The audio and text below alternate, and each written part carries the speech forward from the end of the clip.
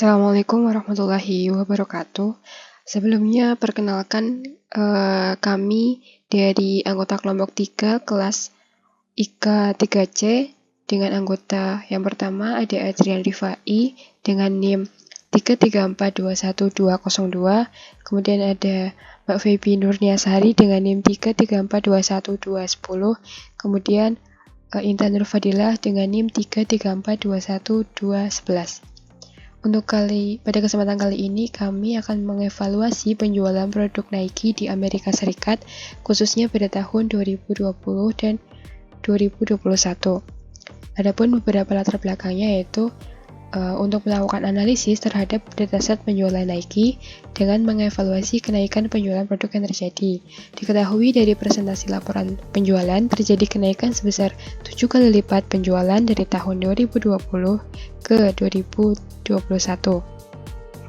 Hal ini menunjukkan pertumbuhan yang signifikan dalam performa penjualan produk Nike selama 1 tahun terakhir.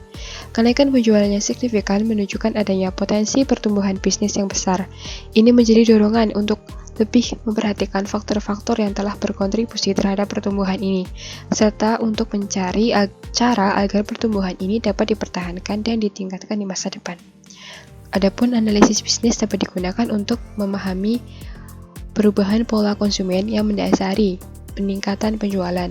Dengan pemahamannya lebih baik tentang preferensi dan kebiasaan konsumen, bisnis dapat mengarahkan strategi pemasaran dan penjualan mereka dengan lebih efektif.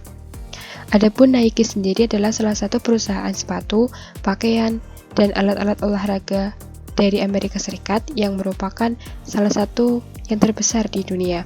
Dikenal dengan produk-produk berkualitas tinggi dan desain inovatif menjadikannya sebagai perusahaan pakaian olahraga terbesar nomor 1 di dunia. Karena pada kesempatan kali ini kami menganalisis menggunakan PySpark, maka adapun deskripsi data mengenai dataset yang kami ambil. Yang pertama kami menginstal PySpark terlebih dahulu di Google Colab, kemudian kami mengimport package atau modul yang dibutuhkan, kemudian membuat session untuk mengakses semua fungsi Spark dan data frame API, kemudian membaca data file dataset yang diberi nama Nike dataset yang telah kami upload ke Google Colab. Kemudian kami menampilkan jumlah record dalam dataset. Record data yang telah kami upload yaitu ada sebanyak 9.360 baris. Adapun beberapa record 10 baris dari dataset yaitu sebagai berikut. Ada invoice date, terdapat kolom invoice date, product, region, retailer, sales method, state, price per unit, total sales, dan unit sold. Di bawah ini kami menampilkan nama kolom beserta tipe datanya. Adapun invoice date itu bertipe data string, product bertipe data string, region string, retailer string, sales method string, state string, price per unit itu integer, total sales dan unit sold itu juga integer. Kemudian kami menampilkan jumlah nilai unik yang ada dalam kolom tertentu dan kemudian jumlah missing file. Dapat dilihat bahwa pada invoice date terdapat nilai unik sebanyak 774, kemudian produk nilai uniknya ada 6, region ada 5, retailer ada 6, sales method ada 3, state ada 48, price per unit ada 94, total sales ada 550, dan unit sold ada 89. Kemudian masuk ke tahapan eksplorasi data. Di sini kami menampilkan skema dataset dengan perintah dfprint skema. Kemudian di bawah ini kami menampilkan deskripsi statistik dari dataset yang telah kami ambil. Lanjut ke handle missing value. Tetapi karena setelah didefinisikan nilai nol dalam dataset tidak ada nilai nol dan missing value, maka kami melanjutkan ke tahap berikutnya, yaitu transformasi dan enrichment. Pada tahap transformasi dan enrichment, kami menambahkan kolom year dan month sebagai inovasi dan modifikasi dari kolom yang sudah ada dengan perintah transformasi kolom invoice date. Kemudian untuk visualisasi data, di sini kami membaginya menjadi 4. Yang pertama, diagram distribusi total sales. Namun sebelum itu kami telah mengimport library yang dibutuhkan seperti Matplotlib dan Seaborn. Yang pertama, diagram distribusi total sales atau distribusi total penjualan. Bisa dilihat diagramnya seperti berikut. Diagram distribusi total sales mempunyai nilai X dengan total sales atau penjualan, kemudian nilai Y dengan frekuensinya.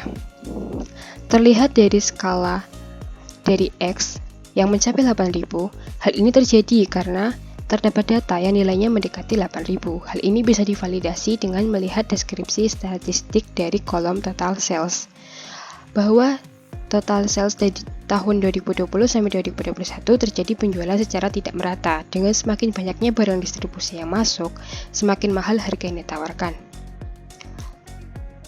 Kemudian visualisasi yang kedua yaitu hubungan antara unit sold dan total sales. Bisa dilihat melalui diagram scatter plot sebagai berikut. Dengan diagram scatter plot, sumbu X itu adalah unit sold dan sumbu Y itu adalah total sales. Semakin banyak unit yang terjual, maka semakin banyak pula keuntungan yang didapat. Pada titik-titik infleksi menunjukkan pencapaian skala ekonomi di mana biaya produksi per unit dengan semakin banyaknya unit yang dikeluarkan atau produksi, maka akan semakin banyak penjualan. Kemudian visualisasi nomor 3 yaitu hubungan region dengan total penjualan. Kita dapat melihat hubungan region dengan total penjualan pada gambar berikut. Nah, untuk diagram di atas menunjukkan bahwa region total penjualannya ada di Amerika Serikat, yaitu dengan kawasan Southeast dan South itu mempunyai total penjualan yang paling banyak. Sedangkan di Midwest itu yang paling sedikit, yaitu rentang 6.000 sampai 7.000 total penjualan. Kemudian masuk ke tahap analisis. Nah, sebelumnya kami telah membagi beberapa case. Case yang pertama yaitu berupa pertanyaan, manakah top 5 produk yang paling banyak terjual? Di sini kami membuat Spark Session yang baru untuk mempermudah dalam menampilkan diagram. Nah, bisa dilihat di diagram di atas bahwa top 5 produk yang terjual yaitu ada men's street footwear, men's athletic footwear, women's apparel, women's street footwear, dan women's athletic footwear. Dengan total unit yang terjual yang paling banyak yaitu produk dari men's street footwear. Kemudian untuk top 5 nomor 5 yaitu women athletics footwear di range 3.000 sampai 40.000 unit yang terjual. Untuk yang kedua yaitu di mana sajakah region yang membeli top 5 produk tersebut. Di sini kami menggunakan heat map untuk memvisualisasikan top 5 produk terlaris dengan region yang dapat dilihat pada gambar berikut. Heat map di atas menunjukkan top 5 produk terlaris di Amerika Serikat. Popularitas produk berbeda-beda di setiap region. Nah, untuk yang paling banyak yaitu men's street footwear itu dibeli di region Northeast. Pada heatmap ini bisa dilihat bahwa warna biru paling tua yaitu merupakan heatmap yang paling kuat. Sedangkan yang warna putih itu heatmap dengan yang paling jauh atau tidak terlalu kuat hubungannya. Bisa kita lihat bahwa Women's Health Footwear dengan Midwest memiliki hubungan yang paling renggang. Sedangkan yang paling kuat yang tadi saya katakan yaitu di Men's Stretch Footwear di region Northeast. Kemudian untuk case yang ketiga, kami membuat pertanyaan bagaimana korelasi antara jumlah penjualan retail dengan metode penjualan yang ada. Metode penjualan di sini kita bagi menjadi dua, yaitu menjadi tiga, yaitu in-store, online, dan outlet. Bisa kita lihat pada diagram batang di atas, yaitu korelasi antara jumlah penjualan retail dan metode penjualan. Tabel di atas menunjukkan bahwa metode in-store masih menjadi metode penjualan yang paling populer bagi retail dengan total penjualan tertinggi. Metode penjualan Amazon memiliki total penjualan yang terendah, sedangkan Wayfair memiliki total penjualan yang paling tinggi. Kemudian, case yang terakhir yaitu bagaimana harga per unit mempengaruhi jumlah unit yang terjual dan total penjualan. Nah, hubungan antara harga per unit, jumlah unit terjual, dan total penjualan menunjukkan bahwa terdapat hubungan yang kompleks antara harga per unit, jumlah unit terjual, dan total penjualan, seperti berapa harga yang ditawarkan per unit dan jumlah yang terjual pada masing-masing harga. Baik, mungkin itu saja yang dapat kami kerjakan dan kami tampilkan dalam presentasi kali ini.